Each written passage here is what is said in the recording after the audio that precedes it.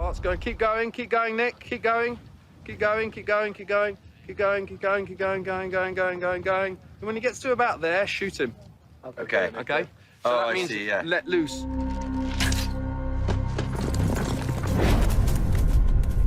I kept coming back to the fact that what its nickname is the Battle of the Bastards. This is about two bastards fighting each other. It's basically a pub brawl. It's really nice to get to sort of have the two bastards there together, facing off. They're so similar, but they're the antithesis of each other. Ramsey's weapon all the way through is antagonizing people, coaxing them, drawing them into a trap, and John completely falls for it. It's, you know, one guy on one side of the field, another guy on the other side of the field who just get into a punch-up. And the punch-up is what happens in the middle of the field. You want to fight? We want them to come together, and we don't really know what we want them to do in the middle, but it's got to be good.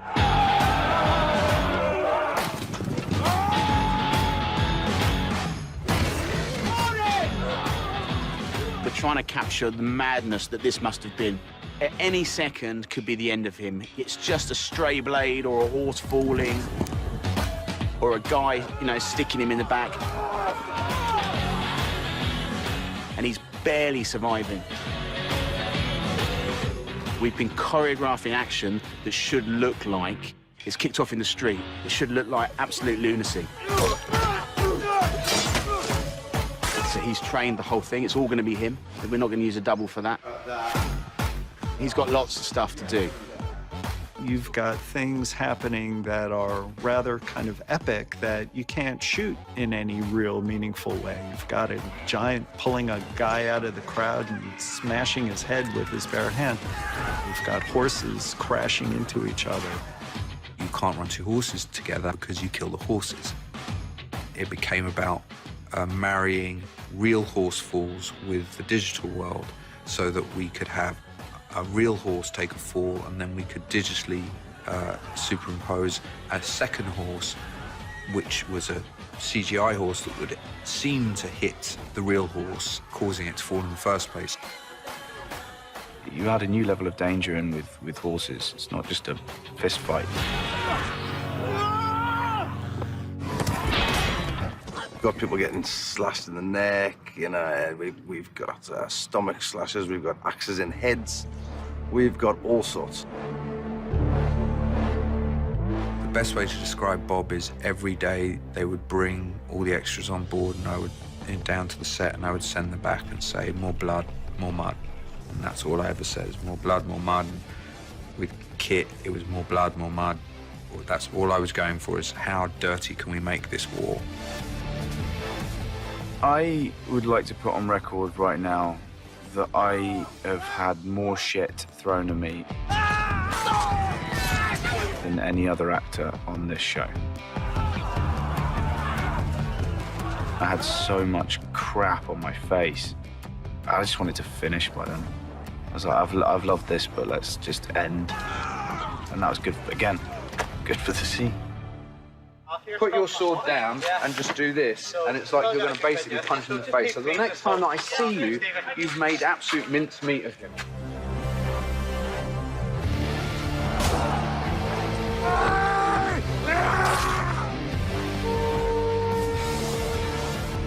We managed to find all these really interesting references and places where we could build the story and make spectacle and keep it about the characters, because in the end, no one cares about, you know, Wildling number 6 dying. What they care about is John going to survive or not, and is he going to whip Ramsey's ass?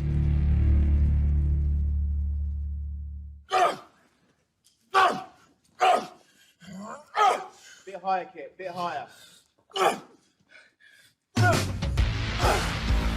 We actually spent an entire day, 10 hours, with Kit on top of Ewan, beating him. And I just shot it from every single angle I possibly could. I actually did punch Ewan in the face twice by accident. Got a shield in the chin as well, which I really enjoyed. Jaw hurt a bit the next day. But yeah, I mean, it's just one of those things when you're doing this kind of thing, and he's got to give it that passion.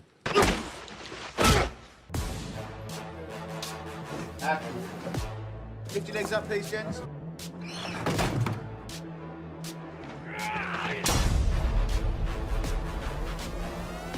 Cuando digamos acción, todos vendréis corriendo hacia acá.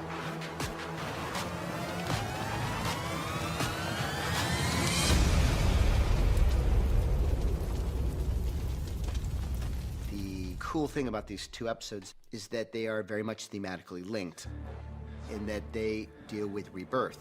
John comes back into the world naked, as if a baby at Castle Black in the cold. And Danny, naked, as if a child, but merging through fire and ice. And I did a lot of visual research. I looked a lot of Renaissance paintings dealing with the resurrection. And my favorite painter is Caravaggio.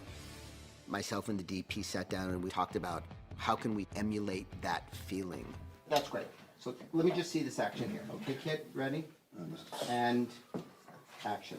Kit talked to us about the need for him to really feel what it feels like to remember your own death and how existentially terrifying that is. I think I referred to Elizabeth Kubler-Ross's book on death and dying. And I said, why don't we take that in reverse? Because there's stages of disbelief and bargaining and acceptance. And I said, so let's start there. You wake up and some of the pieces are missing and you don't know where you are. And then it becomes a series of discoveries. Where am I? Oh, well, I think I know where I am, and why am I naked? Then he looks down to discover that he has all these wounds. And then all of a sudden the memories start flooding back and panic ensues. So it really becomes sort of, how does John deal with what's happened? He's been dead, and that's an experience that no one can understand unless it's happened to you, which means no one can understand. What did you see? Nothing. Nothing at all. We go through the entire scene. He walks over to the rope, starts to lift the sword. Cut. We focused on how John would deal with the execution of Ollie. It all comes back to Ned Stark, you know, the man who passes the sentence, swings the sword. I mean, it's the Northern ethos. John really doesn't want to do this. I mean, it's the justice of it is clear. I mean, these men assassinated the Lord Commander. They need to be executed, but he's the one who passed the sentence, and he's got to swing the sword. Yeah, we did really drop them. It's always kind of chilling because your initial reaction as an audience is visceral. You know, they're in these harnesses that drop, and it is a little bit of a shock to the system. You have to loosen this off. Yeah. Loosen the actual dressing rope. The first time feeling that drop and the noise of the barrels being pulled back is terrifying when you're standing above it. It feels so real, and that obviously adds to the ability to act terrified during the scene.